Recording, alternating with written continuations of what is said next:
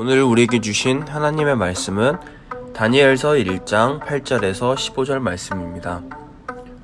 전도사님이 읽어드릴게요. 다니엘은 왕이 준 음식과 포도주로 자기를 더럽히지 않게 해달라고 환관장에게 부탁하였습니다. 하나님께서 환관장의 마음을 움직이셔서 다니엘의 말을 좋게 여기도록 해주셨습니다. 환관장이 다니엘에게 말했습니다. 그렇지만 나는 나의 상전이 두렵다. 왕께서 너희가 먹고 마실 것을 정해주셨는데 너희가 이 음식을 먹지 않아 너희 얼굴이 너희 또래의 다른 젊은이들보다 못하게 보인다면 이 때문에 내 목숨은 왕 앞에서 위험하게 될 것이다. 다니엘은 환관장이 다니엘과 하나냐와 미사엘과 아사랴를 지키라고 세운 감독관에게 말하였습니다. 우리를 10일 동안 시험해 보십시오. 우리는 채소와 물만 먹겠습니다. 감독관께서는 10일 뒤에 우리의 얼굴과 왕의 음식을 먹는 다른 젊은이들의 얼굴을 비교하여 보시고 당신들의 종인 우리를 마음대로 하십시오. 감독관이 그 말대로 10일 동안 시험해 보았습니다. 10일이 지났을 때 그들의 얼굴빛은 왕의 음식을 먹는 다른 젊은이들의 얼굴빛보다 좋았고 건강해 보였습니다. 안녕하세요 여러분. 오늘은 그리스도인의 정체성이라는 제목으로 설교를 할 거예요. 열심히 들어봐봐요. 옛날에 많은 철학가들 중에서 철학을 발전시킨 소크라테스라고 하는 사람이 있었어요. 이 사람은 내 자신을 알라 이러한 유명한 말을 남겼죠. 사람들에게 있어서 가장 큰 관심거리는 미래에도 있지만 내 자신을 아는 것, 이것도 가장 큰 관심거리인 것 같아요. 사람들은 다른 사람들에게 너는 누구냐라고 질문을 하게 되고 이 질문에 자기소개를 하죠. 우리 그리스도인들은 이 질문에 대해서 우리는 지금도 살아계셔서 역사하고 계시는 하나님의 아들들입니다.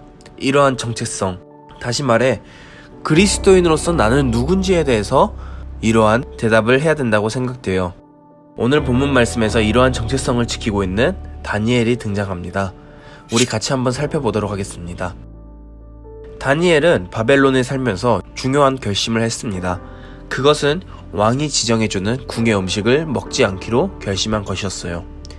이유는 바벨론의 민족신인 벨과 느부갓에게 바친 음식 일부가 나오기 때문이었습니다.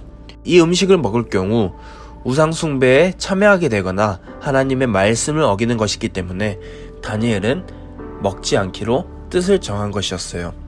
그러나 당대 시대에는 왕의 말이 곧 법인 시대였어요. 왕의 호의를 거절하는 것은 정말 상상할 수도 없는 일이었죠.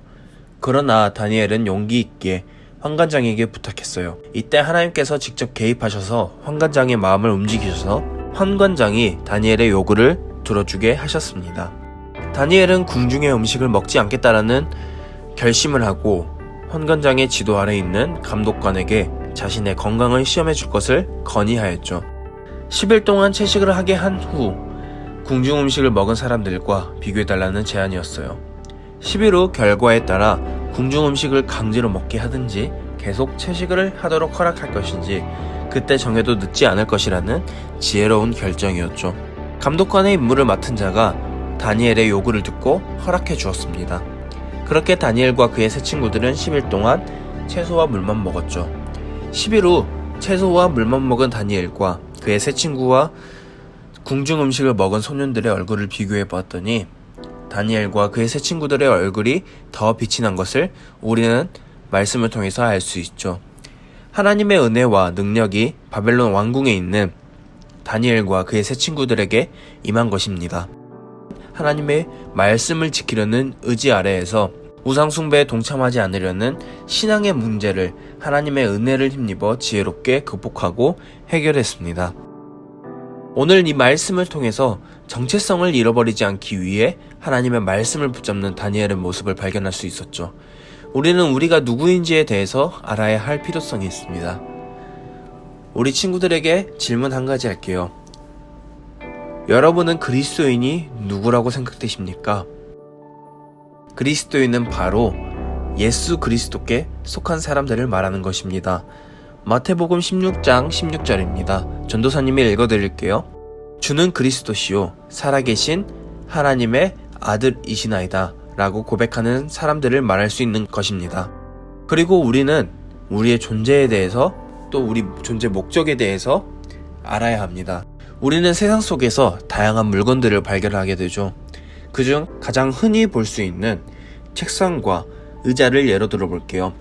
책상은 사람들이 책을 읽을 때나 글을 쓸 때 받쳐주기 위해서 존재하는 것이고, 의자는 사람들이 앉기 위한 도구로서 존재하고 있죠. 그렇다면 그리스도인들은 어떤 목적 때문에 존재할까요? 성경에서는 이렇게 말하고 있어요. 하나님을 영화롭게 하는 삶, 즉 하나님을 기쁘시게 하고 하나님 안에서 즐거워하는 삶을, 또 하나님께 영광 돌리는 삶을 살아야 한다고요. 우리는 삶의 목적을 잃어버리지 않고 날마다 기억하면서 매 순간 주어진 상황 속에서 최선을 다해 삶 속에서 하나님께 영광 돌리는 그리스도인이 되어야 합니다. 이게 바로 우리가 흔히 말하는 삶의 예배이며 진정한 그리스도인의 삶이에요. 예배 자리에 나온 우리 친구들의 삶이 이러한 삶이 되길 간절히 소망합니다.